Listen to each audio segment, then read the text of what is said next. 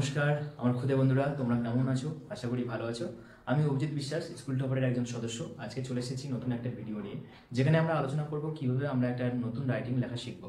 ঠিক আছে, তো আজকে দেরি না করে চলো আমরা শুরু করে ফেলি। আজকে যে টপিকটা আছে সেটা হচ্ছে কি মাই ফেভারিট সিজন, যেখানে বেসিক্যালি আমরা লিখছি সামারের উপরে। এরপরে যেদিন আছে, পরে যেদিন ভিডিও আমরা নিয়ে আসবো সেদিন আমরা ওটাকে উইন্টারের উপরে লেখা শুরু করব।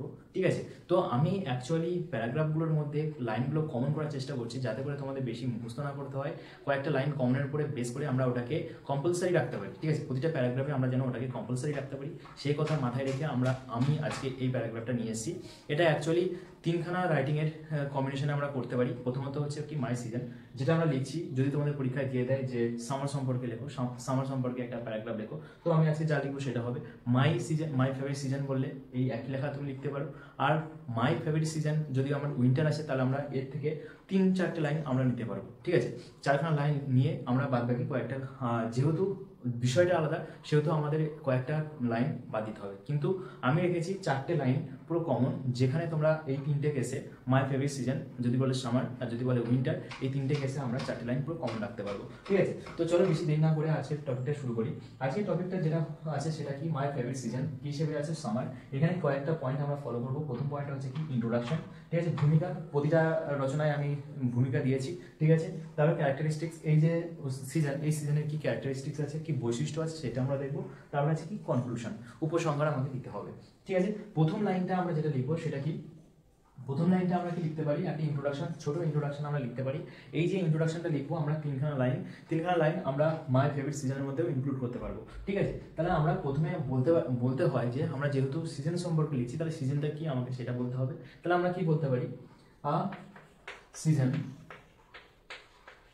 is a period of different weather into which the year is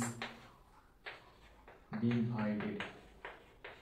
তার মানে কি দাঁড়াচ্ছে, আমরা এখানে বলতে পারি আর সিজন একটা ঋতু হয়, একটা পিরিয়ড মানে কি পর্যায়, অফ ডিফারেন্ট ওয়েদার মানে কি বিভিন্ন ধরনের আবহাওয়া। ঠিক আছে, ইনটু হুইচ যার মধ্যে দ্য ইয়ার ইজ ডিভাইডেড, যার মধ্যে কি আছে সারা বছরটা আমরা কি ভেঙেছি। ঠিক আছে, তাহলে সিজনটা হচ্ছে এমন একটা সময়কাল যেখানে কি আছে ঋতুর বা আবহাওয়ার সমাহার রয়েছে। ঠিক আছে, প্রথম যে পয়েন্টটা সেটা এখানে কমপ্লিট হচ্ছে। তারপরে আমরা দুয়ের পয়েন্ট আমরা দিতে পারি কি, আমাদের ওয়েস্ট বেঙ্গল এর মধ্যে বা আমাদের যে জায়গায় আছি ওয়েস্ট বেঙ্গলের মধ্যেই তো আমরা আছি, তো ওয়েস্ট বেঙ্গলের মধ্যে আমরা কতগুলো সিজন দেখতে পাই, কতগুলো সিজন আছে সেটাকে আমাদের বলতে হবে, বর্ণনা করতে হবে। তাহলে আমরা কি বলতে পারি, দ্য 6 কমন সিজন আর দ্য 6 কমন সিজনস আর, যে 6খানা কমন সিজন আছে সেগুলো আমরা লিখবো। একটা হচ্ছে কি স্প্রিং, সামার,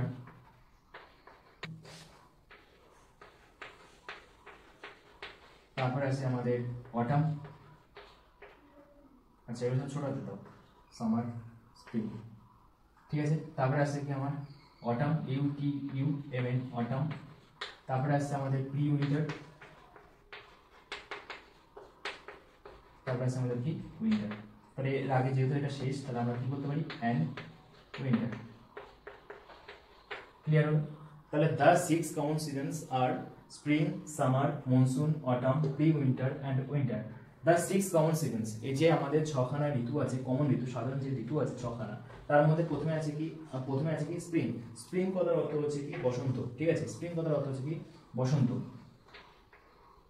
সামার কথার অর্থ হচ্ছে কি গ্রীষ্মকাল। ঠিক আছে, মনসুন কথার অর্থ হচ্ছে কি বর্ষাকাল। অটাম কথার অর্থ হচ্ছে কি গ্রীষ্ম, বর্ষা, শরৎকাল। ঠিক আছে, শরৎকাল। প্রি উইন্টার কথার অর্থ হচ্ছে কি হেমন্তকাল আমাদের এখানে খুব কম দেখা যায়, মানে কি এখন আস্তে আস্তে এটা মুছেই যাচ্ছে, কারণ কি আমাদের এই যে পলিউশন হচ্ছে তার কারণ, সেটাই হচ্ছে মূল প্রধান কারণ। তারপরে একটা হচ্ছে কি উইন্টার মানে কি শীতকাল। এরপরে যে তৃতীয় লাইনটা আছে সেটা আমরা দিতে পারি কি my favourite season, season is কি, যেহেতু আমরা এখানে নিয়েছি কি সামার, তো সামার। সামার, এটা ছোট হাতে দিতে পারো সামার। ঠিক আছে, তাহলে আমরা কি বললাম my favourite season is summer, আমার প্রিয় ঋতু হচ্ছে সামার। এবার দেখা গেলো তোমাকে দিয়েছে কি মাই ফেভারিট সিজন, তাহলে এই তিনটে লাইন পুরো কমন পড়ে আছে, তাতে কোনো অসুবিধা নেই। যদি আমাকে বলে এখানে winter, my favourite season winter, তাহলে কি এই তিনটে লাইন আমার কমন পড়বে, শুধু এই জায়গাটা আমি নামটা চেঞ্জ করে দেবো। আমরা যে কতটা ঋতু আছে, যে 6টা ঋতু, এই 6টা ঋতুর মধ্যে যে কোনো একটা দিক না কেন এই তিনটে লাইন পুরো কমন, এখানে শুধু সেই নামটা আমি বসিয়ে দেবো। ঠিক আছে, এই পর্যন্ত হলো। এরপরে আমরা ইন্ট্রোডাকশনটা কমপ্লিট হয়ে গেছে, এবার আমরা এর ক্যারেক্টারিস্টিক্স দেখবো, এর কি কি বৈশিষ্ট্য আছে সেগুলো আমরা দেখবো। ঠিক আছে, প্রথম যে বৈশিষ্ট্যটা দিতে পারি সেটা হচ্ছে সামারের প্রথম বৈশিষ্ট্য কি দিতে পারি, এটা হচ্ছে সব থেকে গরম ঋতু পুরো বছরের মধ্যে। তাহলে বলতে পারি it is the warmest season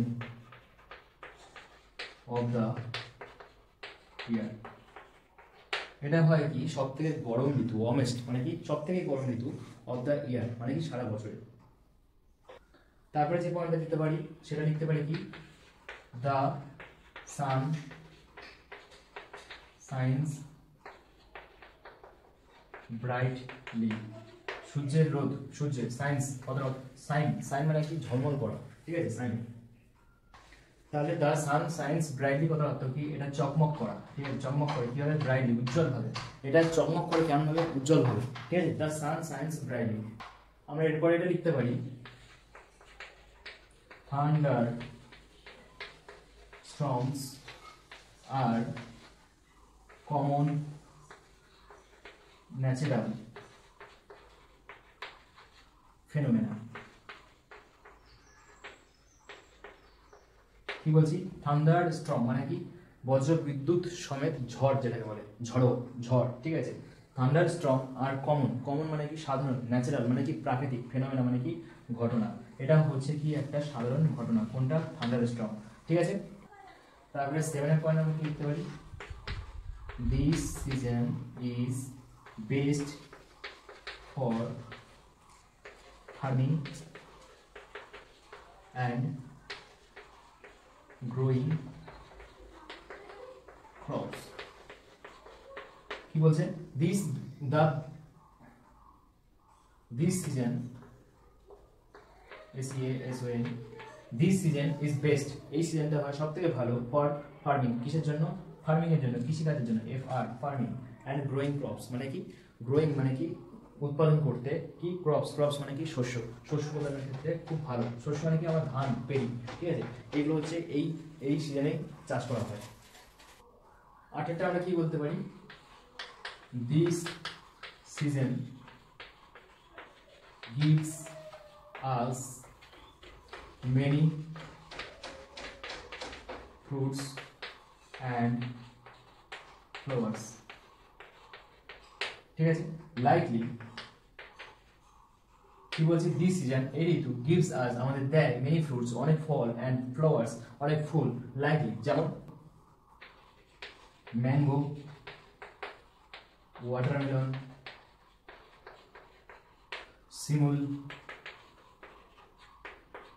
Palash, etc। ঠিক আছে, তাহলে কয়েকটা ফলের নাম বললাম আর কয়েকটা আমি ফুলের নাম বললাম। তো কয়েকটা ফলের নাম হচ্ছে কি ম্যাঙ্গো, ওয়াটারমেলন মানে হচ্ছে কি তরমুজ, আর ম্যাঙ্গো মানে আম, শিমুল মানে শিমুল ফুল, আর পলাশ মানে পলাশ ফুল। এগুলো হচ্ছে এই ঋতুর সব থেকে ভালো প্রাকৃতিক বৈশিষ্ট্য। ঠিক আছে, পরের লাইনে আমরা কি লিখতে পারি, many families go on vacation during this season। ঠিক আছে, কি বলছি, মেনি ফ্যামিলিজ অনেক পরিবার আছে, গো অন যায় তারা, ভ্যাকেশন মানে ছুটিতে, ডিউরিং দিস টাইম সিজন এই সময় তারা কি করতে যায়, ঘুরতে যায়। ঠিক আছে, তারপরে 10 লাইনটা আমরা কি লিখতে পারি, এটা হচ্ছে আমার কনক্লুশনের মধ্যে পড়বে। তো 10 লাইনে আমরা লিখতে পারি summer is a time of simple